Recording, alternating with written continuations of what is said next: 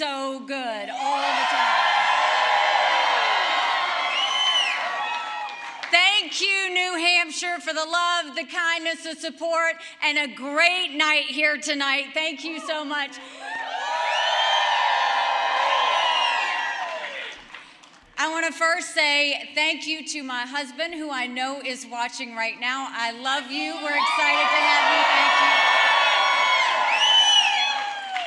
I want to thank my kids who are here, Rena and Naylan and Josh, who have really kind of stepped up and just given me the support I need. You know, you really pull on your family when something like this happens, and I am incredibly blessed by their support. I have my parents at home, and I will always say that the way they raised me, to know that we lived in the best country in the world, but to also know that the best way you appreciate your blessings is to give back. Thank you, Mom and Dad. I love you so much.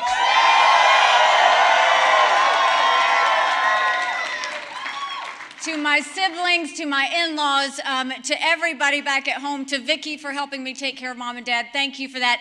You know, I will tell you, it feels like it's been a lifetime, but it has been almost a year that we've been campaigning in New Hampshire, touching every hand, answering every question, being the last person to leave. And we had the most amazing thing happen is the second that we got the endorsement from Governor Chris Sununu.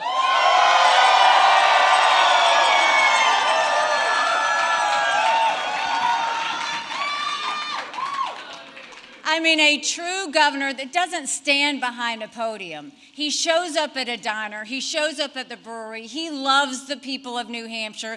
He has been with me every single day at every single event. Chris, I couldn't have done it without you.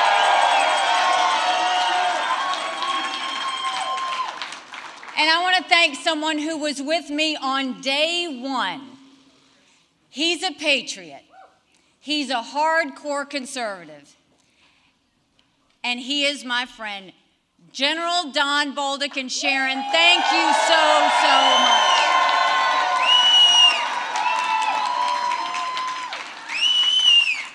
I want to congratulate Donald Trump on his victory tonight. He earned it, and I want to acknowledge that. Now, you've all heard the chatter among the political class. They're falling all over themselves, saying this race is over. It's not.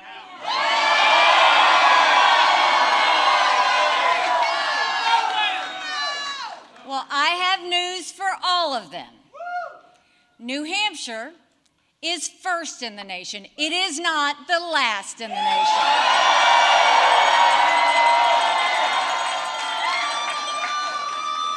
This race is far from over. There are dozens of states left to go.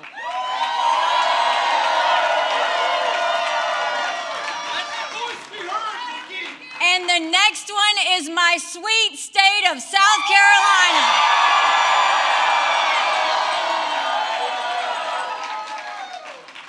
At one point in this campaign, there were 14 of us running. And we were at 2% in the polls. Well, I'm a fighter. And I'm scrappy.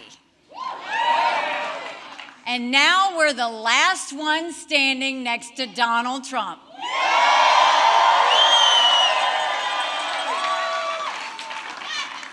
And today we got close to half of the vote. We still have a ways to go, but we keep moving up.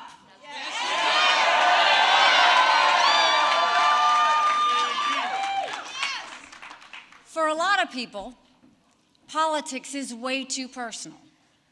It's not personal for me. I voted for Trump twice.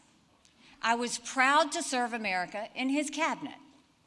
I agree with many of his policies.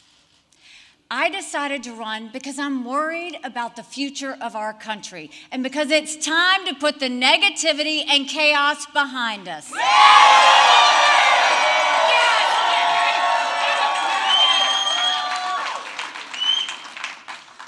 economy that's crushing middle-class Americans. We have a border that is totally open and dangerous, creating a disaster in our country. Unbelievable. We have schools that are failing too many of our children, and we have a world on fire with a war in Europe and the Middle East and a huge and growing threat from China. And then you look at Washington, D.C.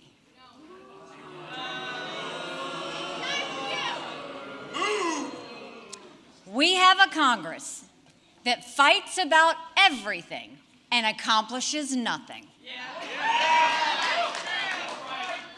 And we have Joe Biden in the White House making one bad decision after another, when he's making any decisions at all.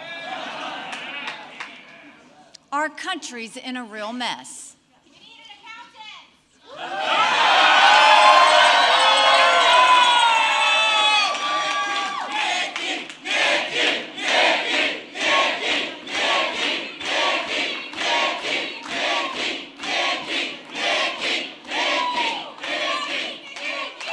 And the question is, who's going to fix it?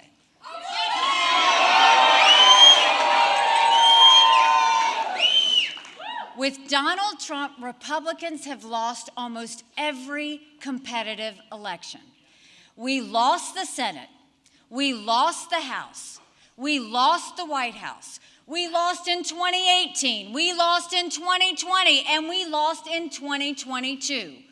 The worst kept secret in politics is how badly the Democrats want to run against Donald Trump. Trump's a loser. He's a loser. They know Trump is the only Republican in the country who Joe Biden can defeat. You can't fix the mess if you don't win an election. We want to win. A Trump nomination is a Biden win and a Kamala Harris presidency. Dumb Trump. I defeat Biden handily.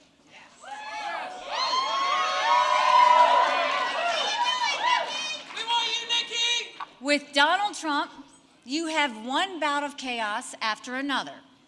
This court case, that controversy, this tweet, that senior moment. You can't fix Joe Biden's chaos with Republican chaos.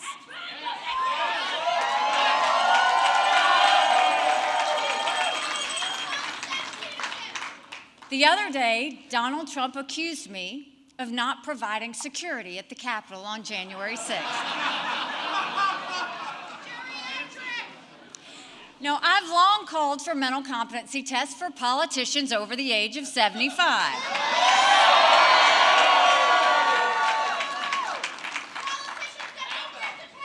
Trump claims he'd do better than me in one of those tests. Maybe he would, maybe he wouldn't. But if he thinks that, then he should have no problem standing on a debate stage with me.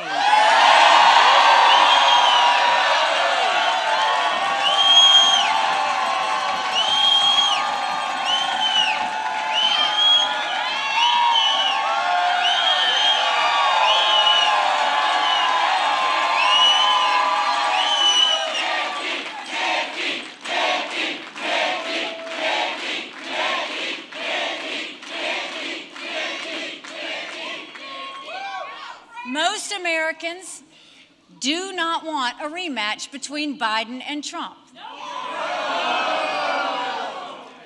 The first party to retire its 80-year-old candidate is going to be the party that wins this election. And I think it should be the Republicans that win this election. So our fight is not over, because we have a country to save. In the next 2 months, millions of voters in over 20 states will have their say. We should honor them and allow them to vote. And guess what? In the next 2 months, Joe Biden isn't going to get any younger or any better. We'll have all the time we need to defeat Joe Biden.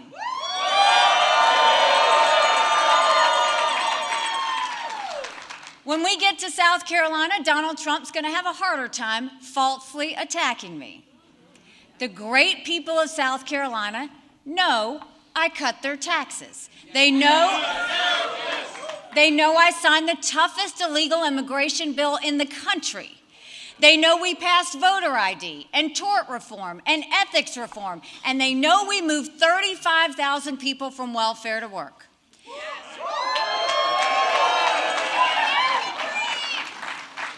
Every time I've run for office in South Carolina, I've beaten the political establishment. They're lined up against me again. That's no surprise. But South Carolina voters don't want a coronation. They want an election.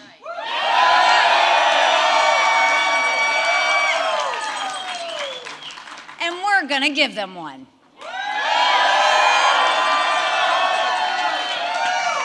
Because we are just getting started. Thank you for the energy.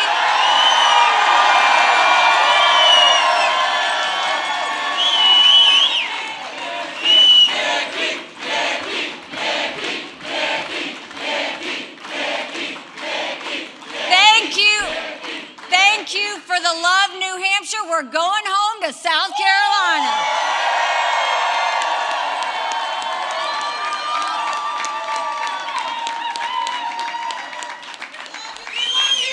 I love you too. Thank you. Thank you. Now, I want to say it's really important that I say some additional thank yous. I thanked Governor Chris Sununu and General Don and Sharon Bolduc, but I also want to mention just a few other people who've been incredibly gracious to us, to the entire Sununu family, including Governor John Sununu and Senator John E. Sununu. Thank you, thank you, thank you. Senator Judd Gregg, thank you for your advice, thank you for your encouragement, and thank you for your support. I'm truly grateful. Kim Rice, thank you for being with me since the very beginning. I love you. And to Janine Cooper, Mary Mayville, Melinda Tarango, and our amazing Women for Nikki, thank you.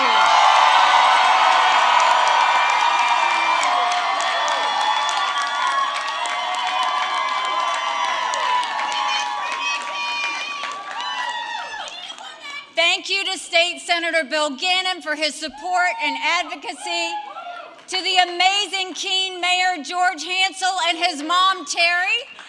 We really enjoyed our time in Keene. Tim Sheedy for his dedication and his work ethic. Our county and town chairs who have fought for us, volunteered at events, and have been with us every step of the way.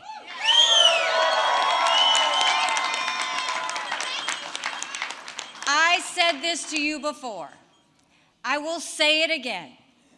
I am going to spend every single day proving to you that you made the right decision. God bless you. Thank you very much. Thank you.